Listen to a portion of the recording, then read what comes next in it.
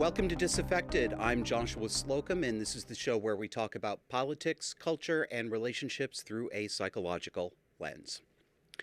This week we are going to talk about normalized narcissism, everyday vulgarity, and when charity turns to sophistry. So let's start with narcissism, because we never talk about that on the show. It's an undercovered topic, and I'm going to do better. It's easy to overlook how narcissistic our culture has become because it's come on gradually. Until the past couple of years when it's really accelerated, this has come on gradually. It's the frog slowly boiling in the pot. It does really seem to have peaked from about 2015 onward with a big acceleration during COVID and our reaction to it. The displays of egotism and self-aggrandizement and self-centered behavior that are treated as simply normal and unremarkable today, that is itself remarkable.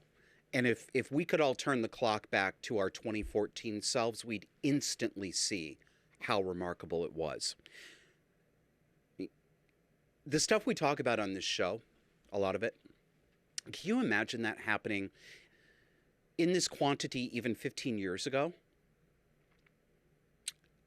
And I'm at the age now where 15 years ago seems, in my mind, that's relatively recently. I realize that if you're younger, it seems longer ago. But I'm telling you, the older you get, the more it's going to seem like yesterday. Here's an example. I want to show you a short video here, and there's a debate going on social media, or there was when I pulled this clip, about whether what we are about to see and listen to is parody or if it's meant seriously.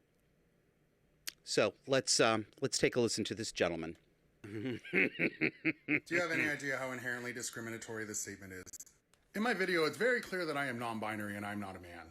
And I'm getting sick and fucking tired of cis women immediately seeing someone with a beard and equating that as a man and invalidating my experiences as someone who is non-binary because you equate me as a man because you're transphobic. People who are non-binary do not owe you androgyny because your statement is inherently dismissing all the discrimination that I face because I am not a man. Because believe it or not, even people who are assigned male at birth who are non-binary get shit on by men too. So please, realize that your statements like this are inherently incredibly discriminatory against people who are non-binary. You're hiding behind misogyny in order to support your own transphobia. That is how these statements are read to anyone who is non-binary with a beard. So until you actually acknowledge what you're missing in intersectionality, this is legit punching down.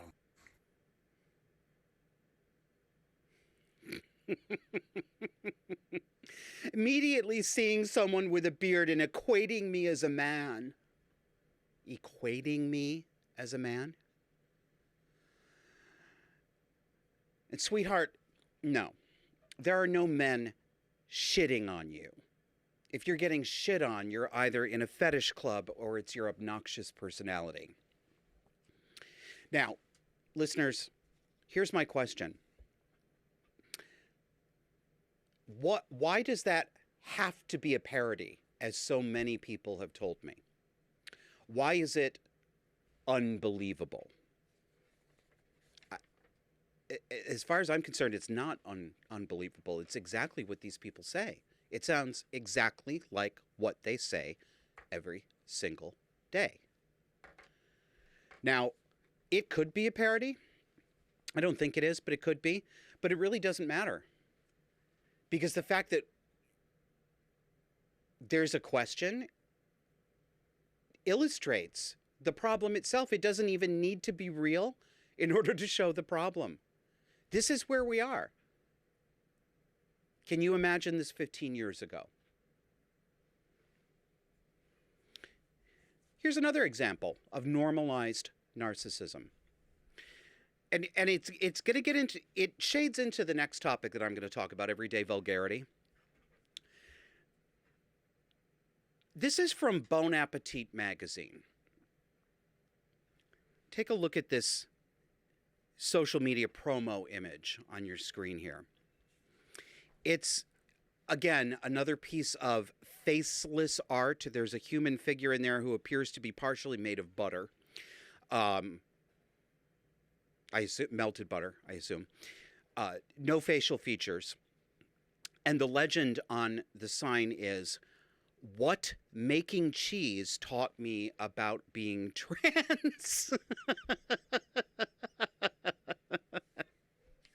What making cheese taught me about being trans. Bon Appetit magazine. And following on in this same social media thread, also from Bon Appetit magazine, is this quotation: "Fermentation is hope for trans folks. If people can conceptualize cucumbers becoming pickles, then they can grasp a trans person's name change. If the possibility of camembert, parmesan, and ricotta all exist within milk, then think of all the possible genders to choose from." Okay. You can call camembert parmesan, but that won't make camembert parmesan. Those are two different cheeses. One is soft, creamy, and the other one comes out of a shaker. Yes, it comes out of a shaker. I buy the shaker cheese. I come from the trailer court. Don't question me. Fermentation is hope. Oh my God. So this is Bon Appetit promoting its trans contributors. I don't know what this has to do with. I'm not going to say that. It has nothing to do with cooking or food preparation. Nothing at all. It's just like the nonprofit sector. All of the original missions of all of the organizations, whether it's feeding puppies, getting baby formula to poor working mothers, they've all abandoned their primary mission to talk about diversity, equity, inclusion, trans, someone's truth, blah, blah, blah. So they're promoting their contributor, whose name is, I'm probably going to mess it up, Jasyat Singh. And I took a look at what kinds of things Jasyat, I am so sorry, I really am. I'm sure that I'm actually butchering this name, and I'm not doing it on purpose. I am making fun of him, but not by mispronouncing his name. Fermentation is hope for trans folk. You are not milk. Nobody is milk. You are only fermenting mentally. It's not real. Take a look at Milk Self. Here's Jasyat Singh. This is his social media bio. Got a picture of a guy here, and it says, he, him, Indian queer illustrator from Delhi, drawing everywhere. Just drawing everywhere, you guys. Just drawing everywhere. I mean, I just cannot stop drawing. So what is he drawing everywhere? Well, stuff like this. A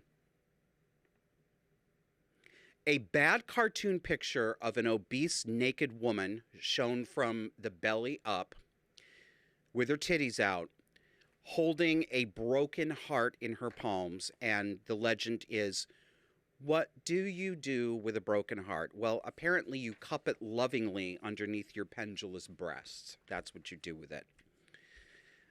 What else does he draw? More stuff like this. I labeled this naked dude drawing. It's a line drawing of a naked man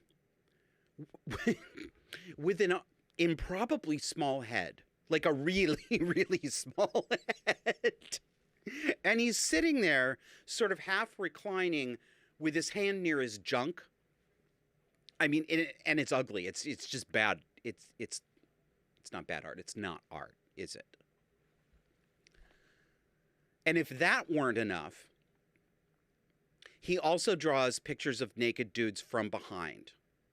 And as you can see here on my little script, you can't see it, but that's what makes it funny. It says graphic A7 ass from behind.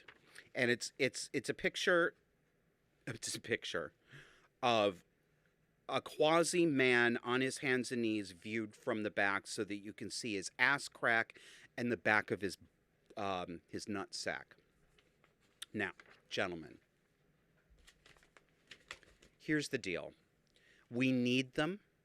They're important, and they can be a little bit fun, but testicles are not visually attractive. They're not. That's not something that you'd put on your body as the loss leader to get customers in to buy the good stuff. No. They're not pretty. Ball sacks aren't attractive. Not from the front and not from the rear. How did we get here? How does a mainstream cooking magazine, one of the oldest still being published, Bon Appetit, how do they end up publishing this stuff? Why aren't they embarrassed to be associated with a cheap cartoon pornographer? Because that's what this is. It's cheap cartoon pornography. It's vulgar. Depending on your sense of taste and decorum, you might even call it obscene. There's no shame in this culture anymore. There are no boundaries. There are no limits to what we call self-expression. And again, we come back to those kids are going to get a really hard lesson when they go out into the real work world and nobody puts up with this, right? Right? Well, it looks like Jazzy learned a really hard lesson, didn't he? Bon Appetit magazine absolutely wouldn't put up with that, would they? You guys, they're the bosses now. Those kids that you kept it, I was going to say reassuring, but insisting we're never going to get away with this stuff. They're getting away with this stuff because they're now in the positions at companies and institutions where they make decisions. They are the manager. So last week I talked about how our society hates children. We claim to love them, but we actually hate them. And if we don't hate them, we're indifferent to them as humans with actual consciousness and humans to whom we owe a duty of care. They are objects to be manipulated, and for many parents these days, they are trophies to collect, display, and ventriloquize through. Well-to-do gay men these days are notorious for this. We're seeing it all over the place. This year's hottest accessory is babies. Babies ordered on commission, babies custom grown in a woman's womb, then delivered up to strangers. Take a look at this photograph. It depicts two gay men of about 30 years old in a park, in a lovely park, standing in front of each other, face to face, holding hands. And it says at the top, "Our maternity shoot." The word maternity is in quotation marks, and they're not the only two subjects depicted in this photograph.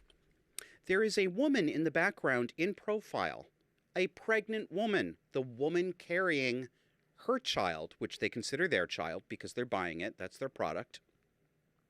Down at the bottom, oh my God, their social media handle is @NewYorkSurrogate. We did a maternity shoot, and it came out great. #surrogacy, #gestational surrogate, #photography. Look at her, look at the woman, look at the mother, standing in the background with her eyes downcast before her betters. She looks like a lady in waiting in the medieval court, respectfully looking at the floor before her master.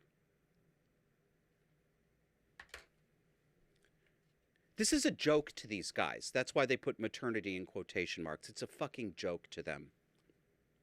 Even though there's an actual mother right there in the picture, who's only there as a prop to be silent to showcase the two of them, they still think this is funny. But lest you get too sympathetic for mommy here, there are not just two villains in this photograph. There are three villains. Mother is a villain too. She is not being exploited. She doesn't live only in the passive voice. She is not being acted upon. She is not, in fact, an empty vessel waiting to be filled. She chose this. She's prostituting herself for money, but worse. She's not just selling her body, she's selling her baby. There is no first world woman in the West who's forced into trafficking her baby just to survive, as the feminists so constantly claim to us. But here's the worst piece of normalized narcissism that I've seen this week. Take a look at this photograph. This is from a pro-abortion protest that took place either a day or two after the U.S. Supreme Court decision that struck down the earlier decision Roe versus Wade. It is a picture of a woman and a man, a mother and a father, with 3 children. They appear to be 3 years old, 4 or 5 years old, 5, 6 years old, okay? Young children. Mommy is standing with a sign that she's written, and the sign says, "Don't force this on anyone."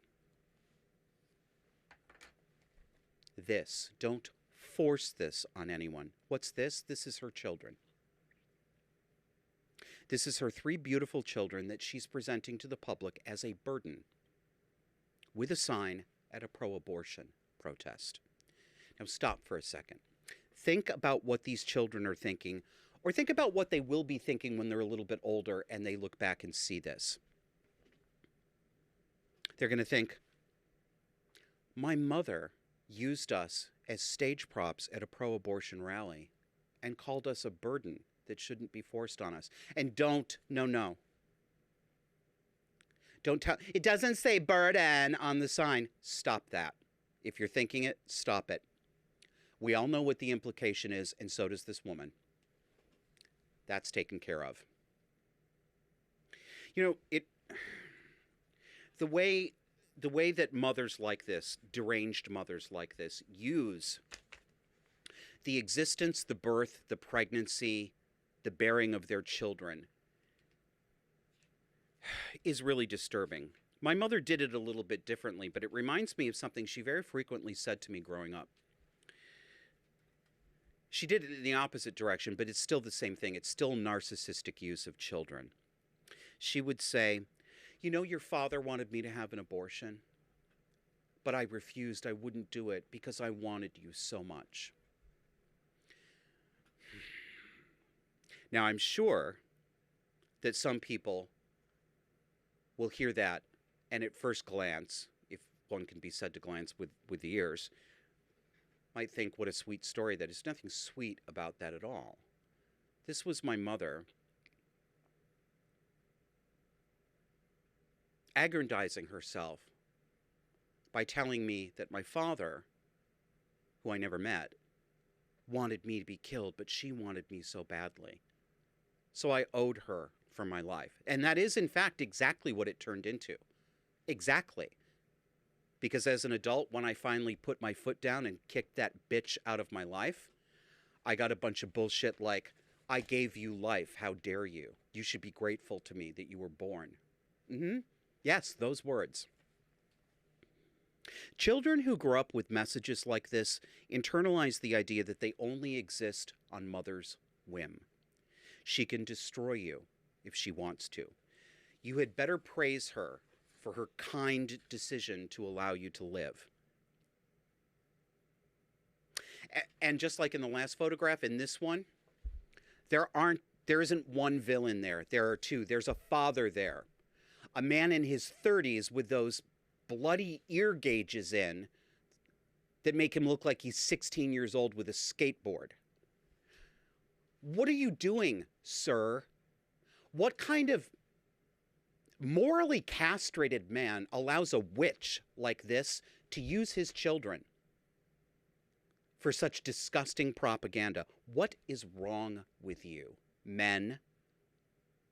We're going to have to talk more about men on this show.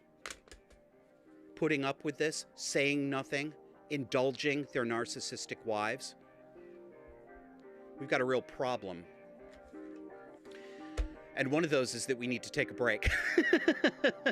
I want to remind you, please, to subscribe on audio. We are a little bit behind, I know, and I apologize. Things are a little crazy, but we're getting back to it.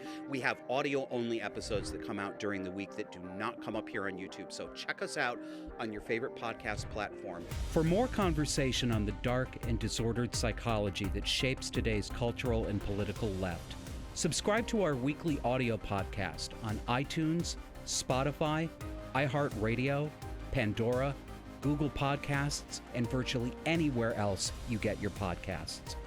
Let's learn to recognize these dynamics and call them what they are. Subscribe to Disaffected to learn how to break the spell. Welcome back. It is hot in here, okay? If you are new to this show, I suggest that you acclimate yourself to my complaining about the heat by going back about a year ago and watching just any episode from the summer, because it is hot, hot, hot. And you're going to, well, why don't you turn the air conditioning on? Because we're in a building that doesn't have central air everywhere. And so we've got these window air conditioners, but I have to turn them off because the sound runs in the background. And I have to sit here, and I have gone through so much powder, you guys. We're going to need to increase the budget line for matting powder.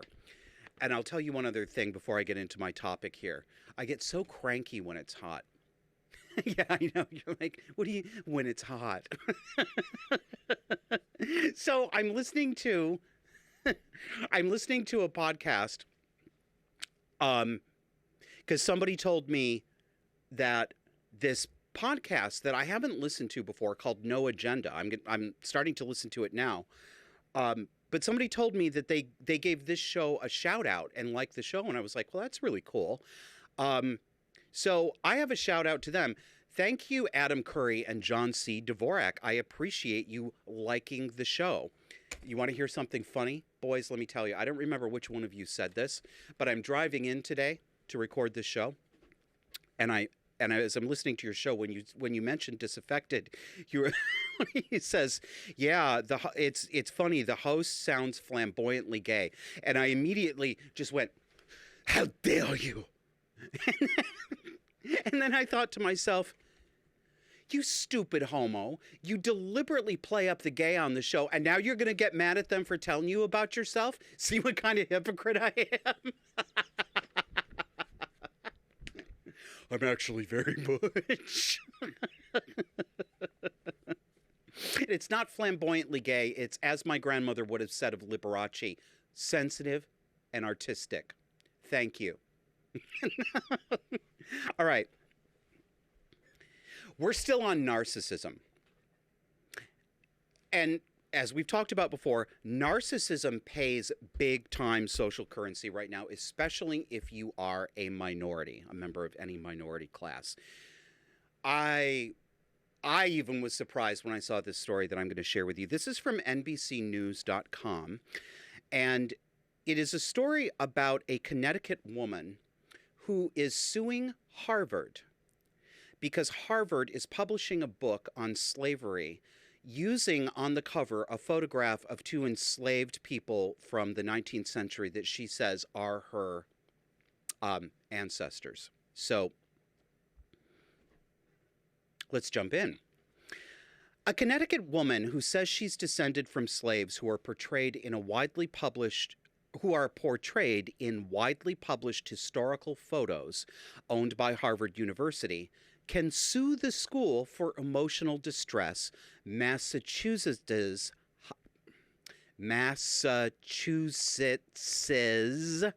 highest court ruled Thursday. I hate mumbling and I hate stumbling over my words. Of course it's Massachusetts. Of course. Ready for more details? The state's Supreme Judicial Court partly vacated a lower court ruling that dismissed a complaint from Tamara Lanier over photos she says depict her enslaved ancestors. The images are considered some of the earliest that show enslaved people in the U.S. The court concluded that the Norwich resident and her family can plausibly make a case for suffering, quote, neglect and indeed reckless infliction of emotional distress, end quote, from Harvard and remanded that part of their claim to the state superior court. The judges said the university failed to contact Lanier when it used one of the images on a book cover and prominently featured it in materials for a campus conference, even after she'd reached out about her ancestral ties. So what? Why does Harvard have an obligation to contact her? Under what system of rules is that an obligation that Harvard has? Regardless of whether she reached out about her alleged and asserted ancestral ties, and even if those ancestral ties are in fact real, why does Harvard have an obligation to contact her or to listen to her? Where does this idea come from that this woman owns these images, which are in fact in the public domain? They're that old. Why? Why does she own them? Why is a court entertaining this? Because she's black and she says that she's distressed? Is that why? I think it is.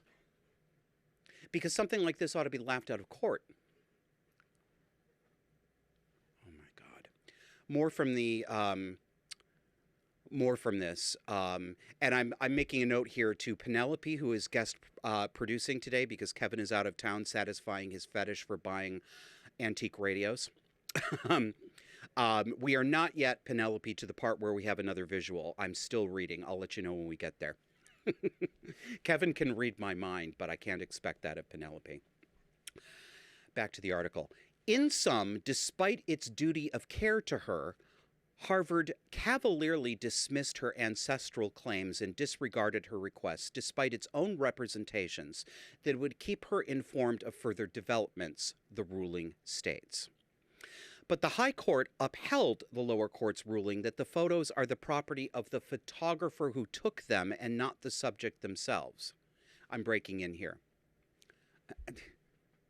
Yes, but that photographer is dead, and it is so long ago that there is no longer a copyright claim. No, the photographer's estate and descendants, if there are any such, do not actually own these images and can't say that they're copyrighted. They're in the public domain. Back to the court ruling. A descendant of someone whose likeness is reproduced in a daguerreotype would not therefore inherit any property right to that daguerreotype, the High Court wrote in its ruling. I'm confused here. And what is this duty of care that the court is that's extraordinary. Did you hear that phrase that I read to you a few minutes ago? I'll go back to it. In sum, despite its duty of care to her, Harvard cavalierly dismissed her ancestral claims. What duty of care?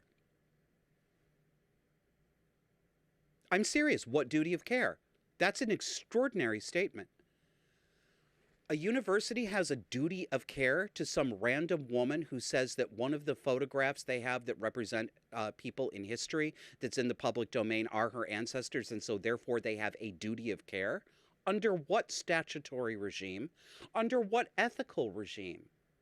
None. This is nonsense. It doesn't exist. If it did, every publisher today would have a duty of care to every descendant of every person in a historical photograph. Does this apply to the Holocaust too? The killing fields, Tiananmen Square? Where does it end? I'm serious. I'm not being glib. If it applies here, why does it not apply in every other one of these situations?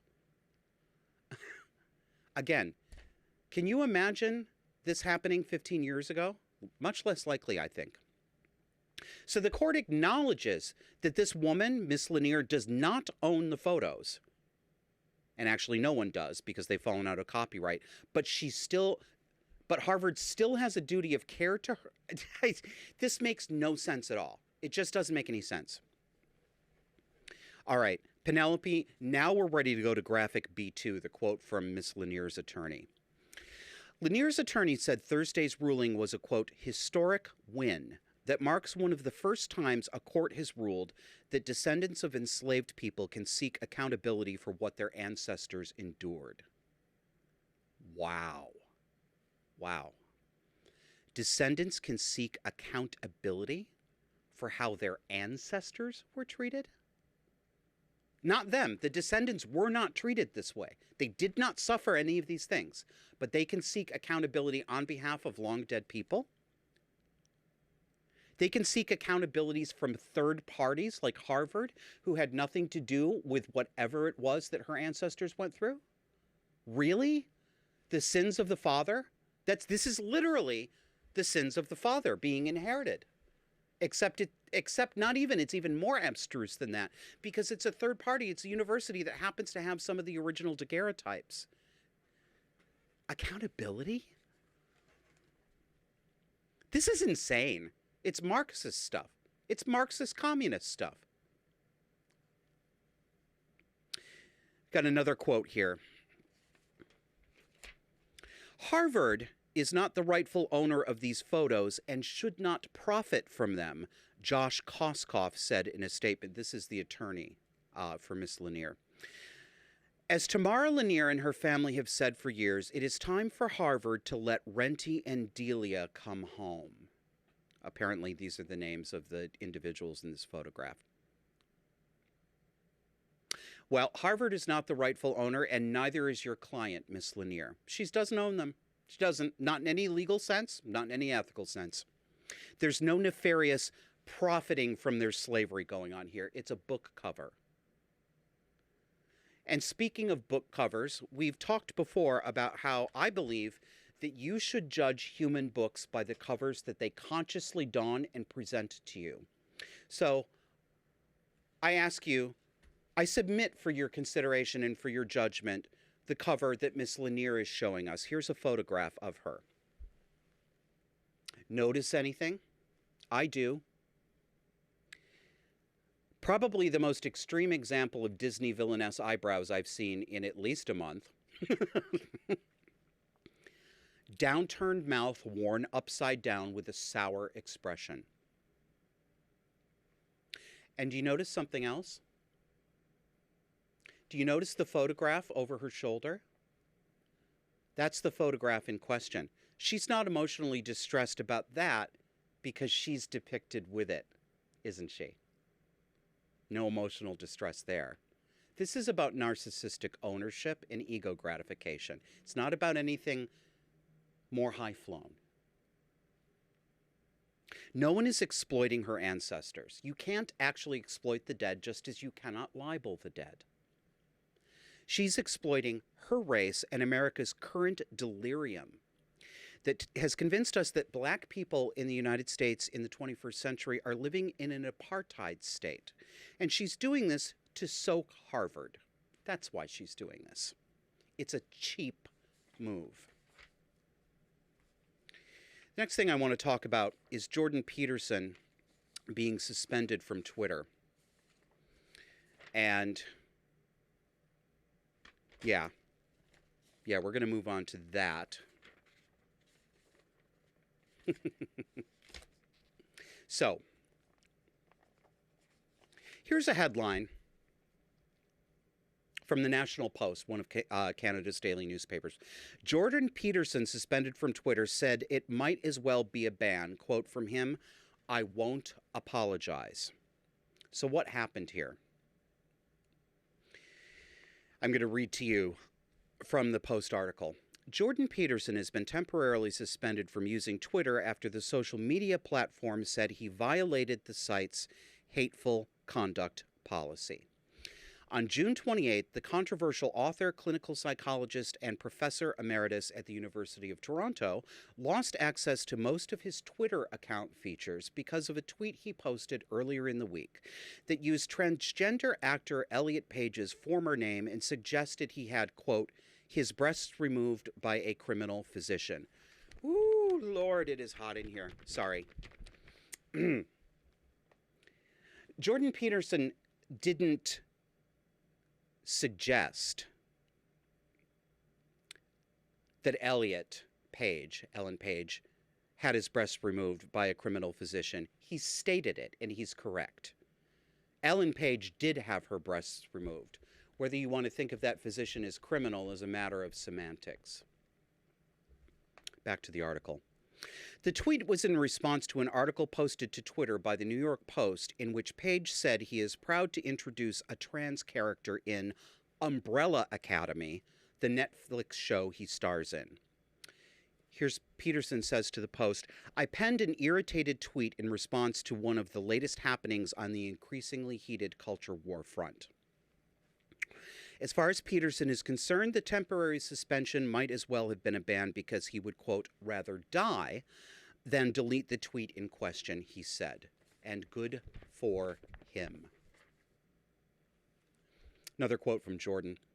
There are no rules on Twitter except don't do what we don't like today. They are always applied post hoc by algorithms and idiots bent on maintaining their woke superiority. You know, I'm glad that this happened to him. I'm sorry that it's vexing and irritating to him personally. He's had a lot to put up with.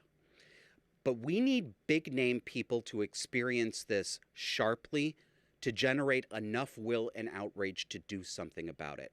And I strongly suggest taking a look at the video that Jordan put out, I think it was yesterday. He's now working with the network, The Daily Wire, and he put out a 6-minute video talking about this, and I whooped and hollered listening to it. It is righteous. He makes no bones about it whatsoever. He does not apologize. He calls Twitter sons of bitches, which is exactly what they are. I mean, it was absolutely a throwing down of the gauntlet, and I'm glad to see it. So definitely look it up if you want a fist pump for something. Now let's talk about everyday vulgarity. We're going to go a little bit longer in this segment.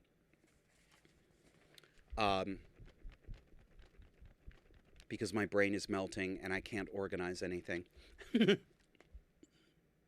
Everyday vulgarity.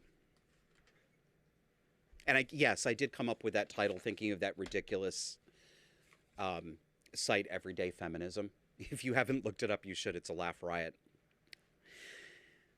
I remember the first time I heard the word bitch on network television.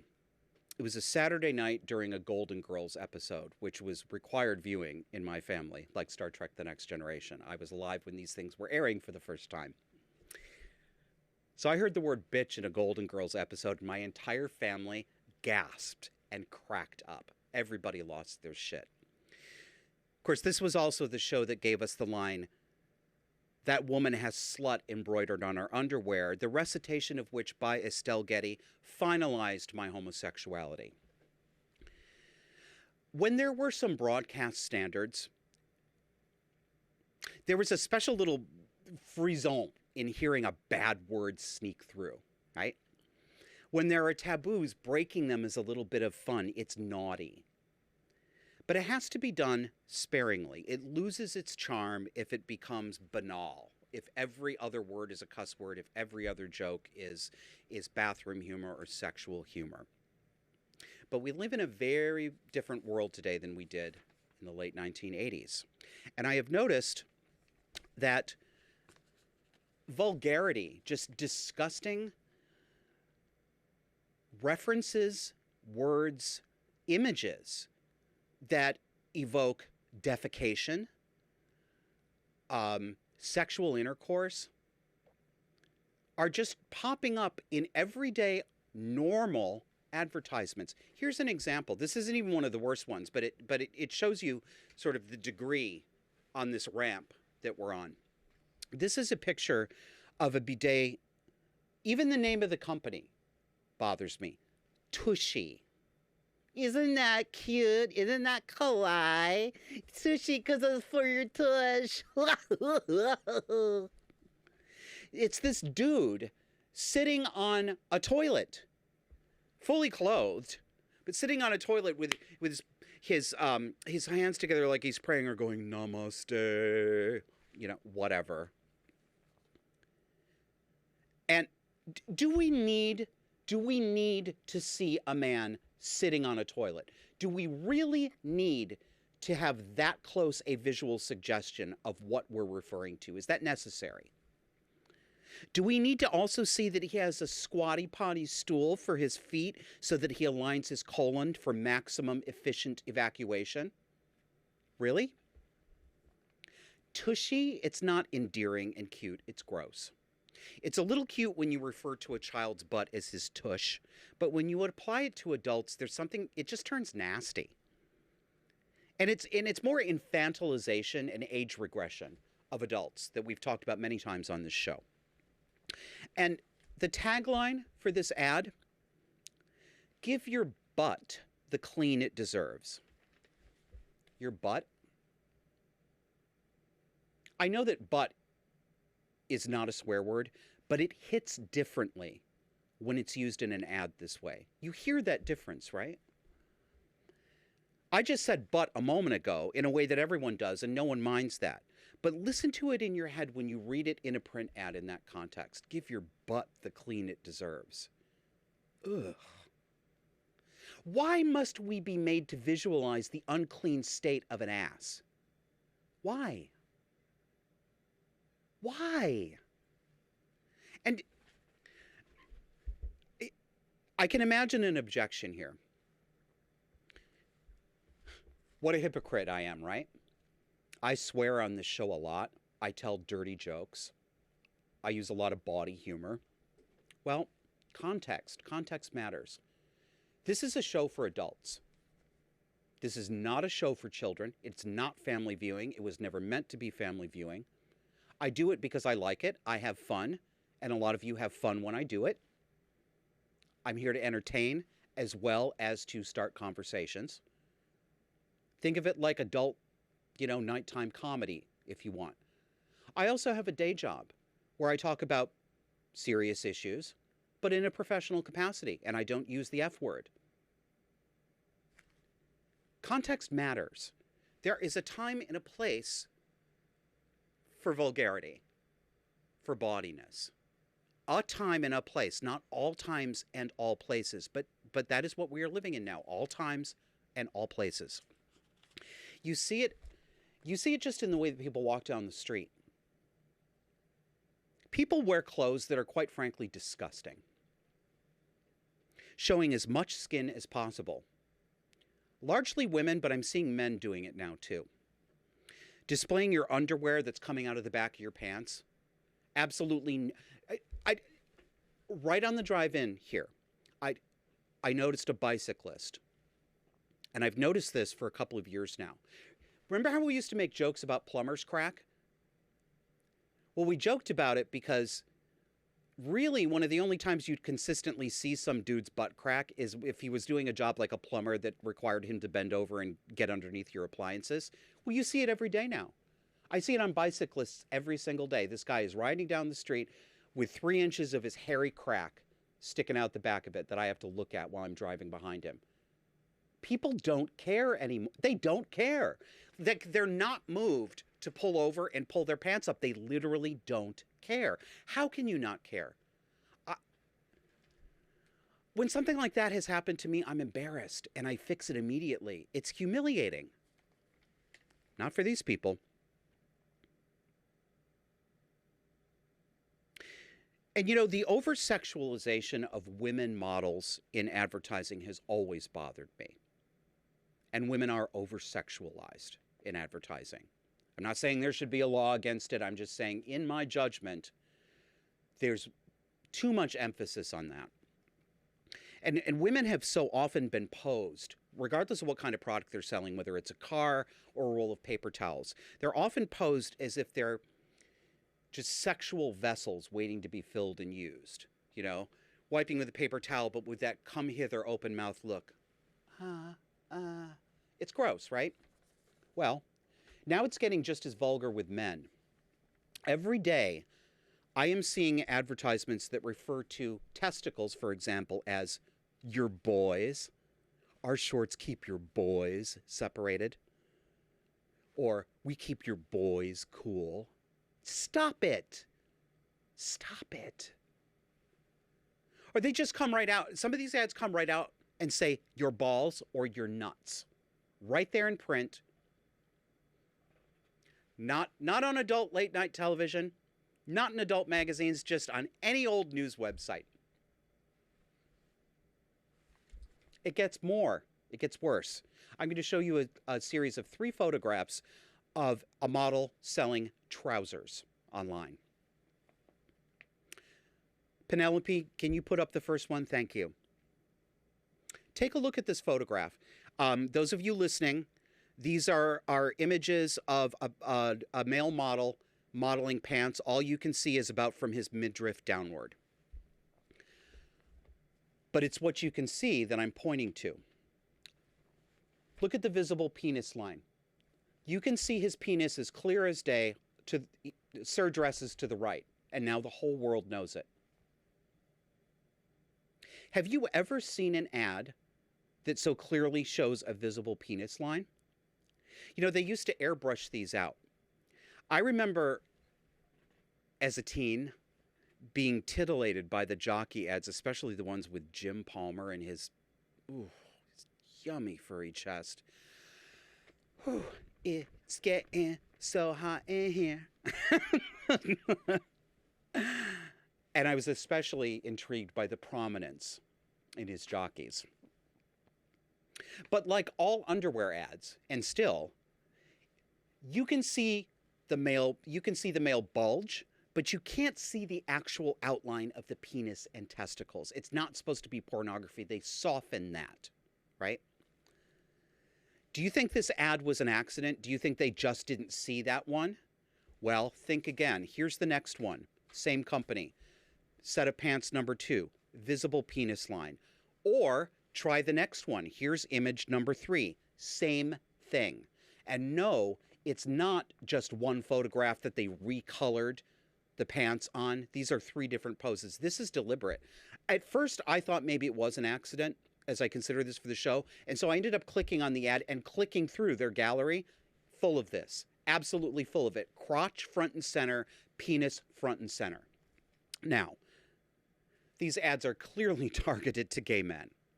But seriously, come on.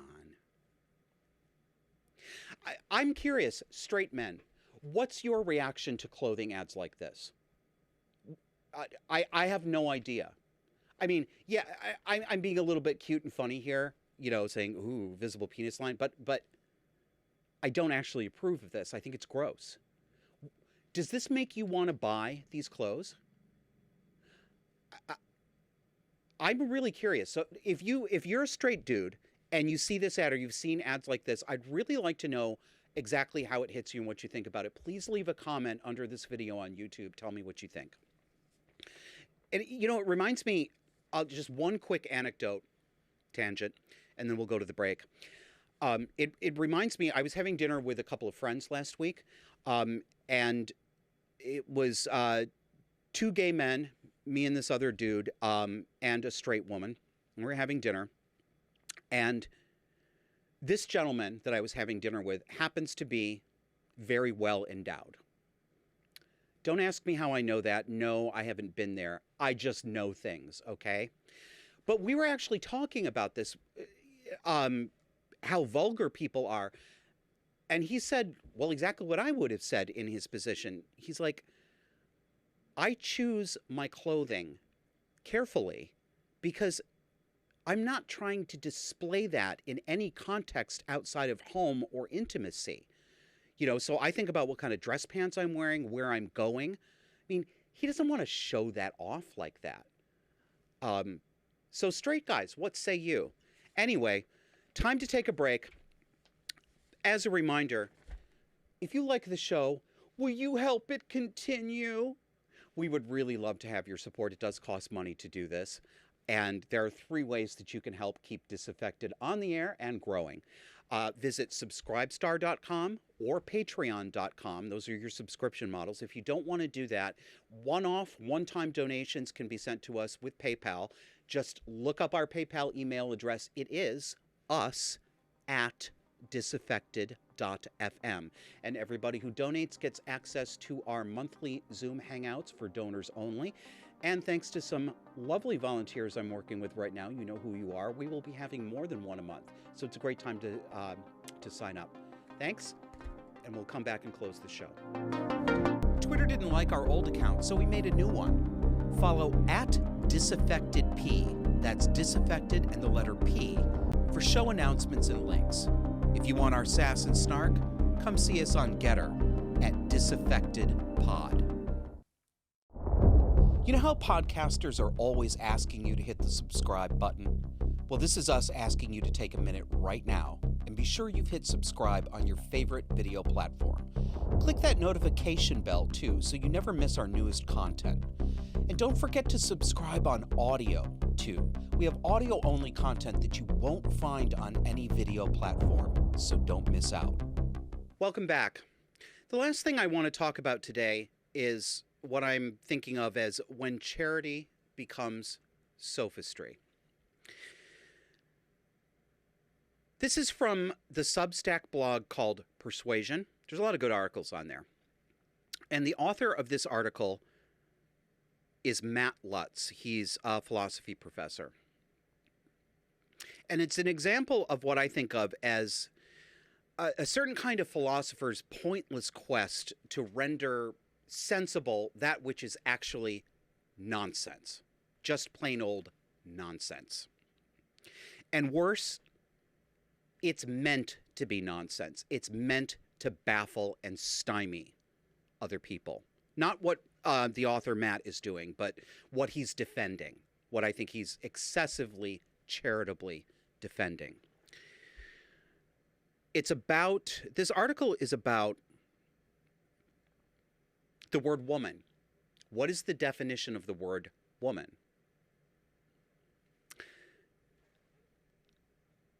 And people have been trying to bleed the word woman of any sensible, stable, or coherent definition for years now.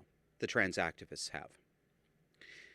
And their goal is to confuse you, to blur meanings, to destabilize meanings so that words don't mean something consistent. That's convenient for them because then they can make that word mean what they need it to mean at the moment. And it's about gaining power over others. It's a linguistic game to gain power over other people. And some kinds of philosophers get way too enamored with this stuff and see an opportunity to defend something as some kind of sophisticated intellectual or philosophical move when it's just plain old grubby power grabbing and narcissism. Let me give you a couple of quotes here. This first one. Quote, "One of the most virulent culture war issues in recent years has been a collection of controversies concerning transgender individuals. One of those controversies has been over the question of how gendered terms like man or woman should be defined. During Judge Ketanji Brown Jackson's Supreme Court confirmation hearings, for example, Senator Marsha Blackburn demanded that Jackson define the word woman," Matt Lutz says.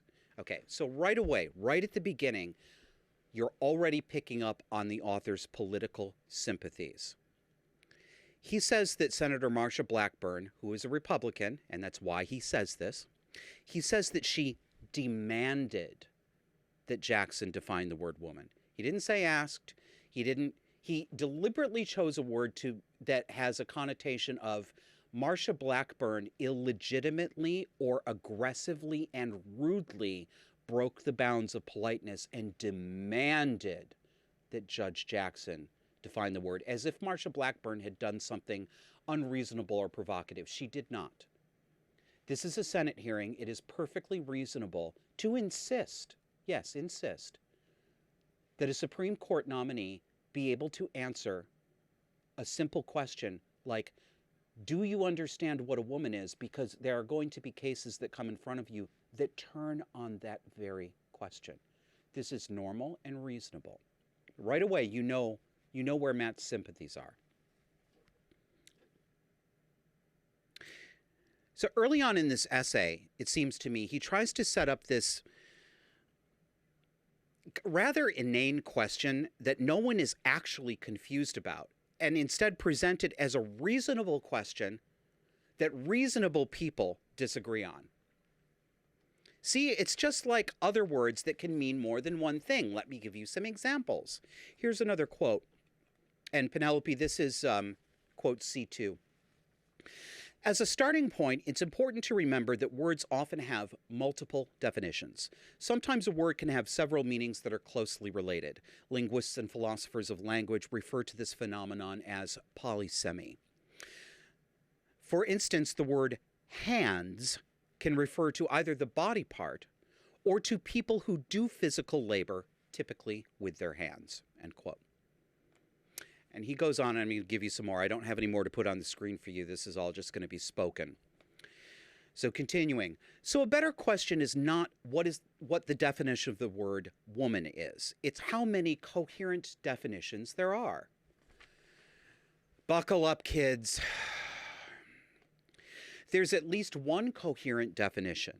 A woman is an adult human female. That's the definition you'll find in almost every dictionary. This is a biological definition. Adult, human, and female are all terms that refer to biology. Some have attempted to dispute the idea that female picks out a coherent biological kind by pointing to intersex individuals who have some but not all of the biological features associated with being female. But this does not change the fact that 99.98% of the human population has either all or none of the biological features associated with being female, specifically 2 X chromosomes, female genitalia, and gonads that produce eggs rather than sperm. You see where we're going here. There's going to be another coherent definition. That's just one coherent definition. There's going to be another. What will it be? Quote, although the biological definition of woman is coherent, some philosophers have argued that the biological definition is bad in other ways. The biological definition of woman is, quote, trans-exclusive, in that it counts trans women as men and trans men as women. Yes, it is exclusive because that's a function of language.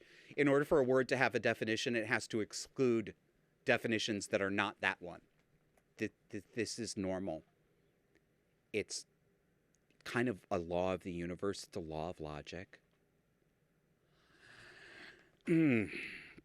Yes, it does count trans women as men and trans men as women because that is in fact what they are. Back to Mr. Lutz. Many find this morally and politically unacceptable. Their response is to engage in what is known as an ameliorative analysis. This means finding or creating another definition for the word woman that is, quote, trans-inclusive.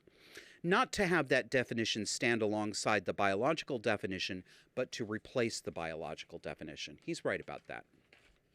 Ameliorative analysis doesn't aim to say what a term does mean. It aims to say what a term should be. Fair enough? He's right about that, too. They are being prescriptive. But he discusses how organizations like the Human Rights Council, which is another racket like the ACLU, how the Human Rights Council defines gender identity, and he says it's one's internal sense of being male or female or somewhere on that spectrum. And to give him credit, he does agree that this kind of maneuver won't do.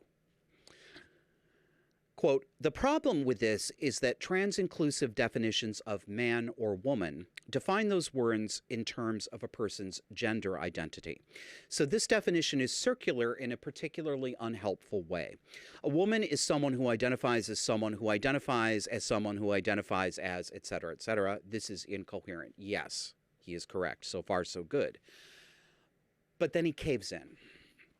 Quote, the Human Rights Council... or campaign, I'm sorry, I think I'm saying it wrong. It's Human Rights Campaign, defines transgender people as those whose gender identity and or expression is at odds with their sex assigned at birth. There's no pushback from him. He just goes with sex assigned at birth. It's assumed, it's now normalized. No philosophical unpacking of that at all. Not even an acknowledgement that that is a contentious approach. Quote, fortunately, there is a trans-inclusive definition of woman that avoids these difficulties. Operators are standing by.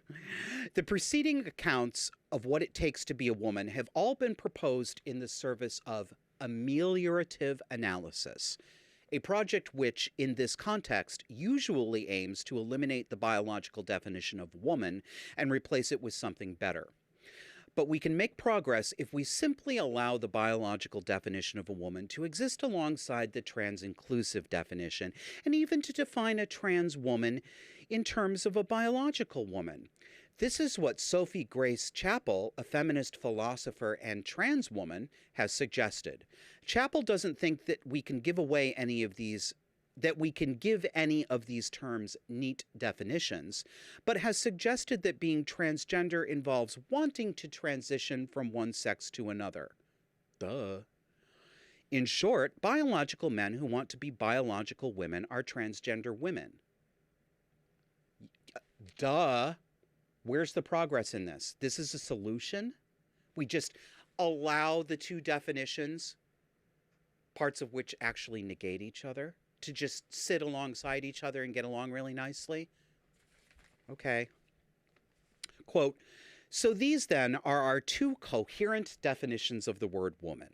The first is a biological definition. A woman is someone who has the homeostatic cluster of biological properties that are characteristic of adult human females. With this definition in hand, we can define a trans woman as a man who wants to be a woman or wants to be thought of and treated the way women are treated. And now we can give our second definition of woman. A woman is anyone who is either a woman. I'm sorry, I have to break in here. This is literally circular. This is a philosopher doing circular definitions. Notice this.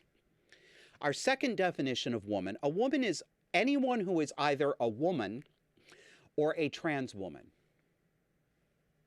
Adopting two definitions for the term woman means that everyone wins. Those who insist that woman refers to a biological category are correct. Those who insist that woman can be defined in social terms and that trans women are also correct. No, Matt, no. You have the PhD. These are not two coherent definitions of woman. The trans definition is coherent only if you judge it by its own made-up internal logic. And if you ignore the fact that the trans definition is a forcible attempt to steal common meaning from a word that every human on earth agrees to, whatever language you render the word woman in. Something that corresponds to reality. He ignores this as if it weren't operative at all, as if it needed no justification and no special pleading. It most certainly does need some very special pleading. He acts as though also that he doesn't know that this trans project is a narcissistic one that aims to undermine meaning, to vague up words, and to problematize them. It's meant to shut up critics and put them on epistemologically unstable ground. That is its purpose. It is a power play. It is not anything higher or more elevated. That is all that it is. And he acts as though he doesn't know that. And it reminds me of linguist John McWhorter, who I complained about a few months ago. He had an article in the New York Times in which he pretended, McWhorter did, that he didn't know that the they-them pronoun agenda wasn't a natural language evolution. He acted as if it were just absolutely natural, like all language changes. Like Matt Lutz is doing here.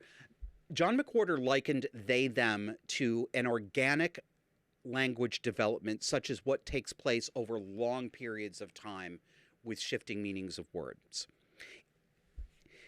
This bothers me not just because that isn't true, but because I know that people like John McWhorter know it isn't true. I know he knows it. He's sitting there saying things like this while he knows it isn't true, knowing that I know he knows, or you know he knows.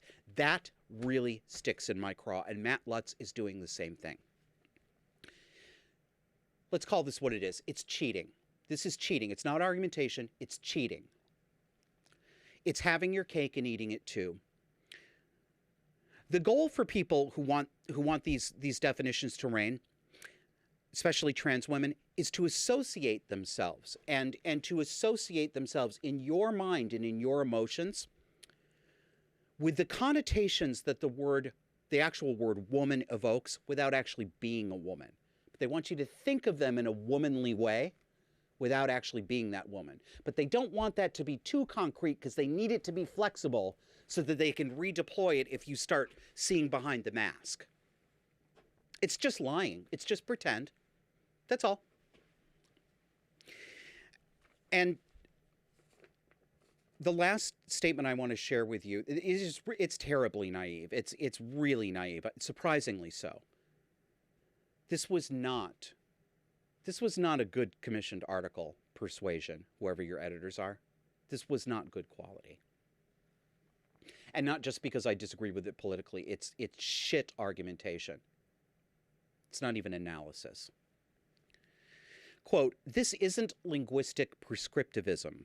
The terms man and woman clearly are used in multiple coherent ways." No, they're not. "We should recognize that this is the case without fighting over the definition of gendered terminology. There's nothing to fight over. These words are just being used in two different ways." Oh, shut up. Come on. Don't expect me to believe that you believe that load of hokum you just wrote. This project is in fact prescriptive. Yes, it is. They are not playing in your academic salon, Mr. Lutz. This is not a philosopher's salon. That's not what they're doing. They're not living there with you. You're there, but they're not.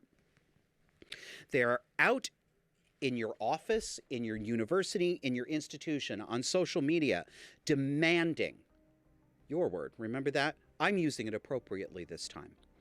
Demanding that people use the term woman for men without a qualifier. No qualifier, no caveat. You will do it. They successfully get people fired. They get their reputations ruined. And they get them blacklisted socially every single day in front of the whole world over this shit. And you don't see this? I don't believe you. This isn't philosophy, it's sophistry. And that's the show. Thanks for joining me. I'll see you next week.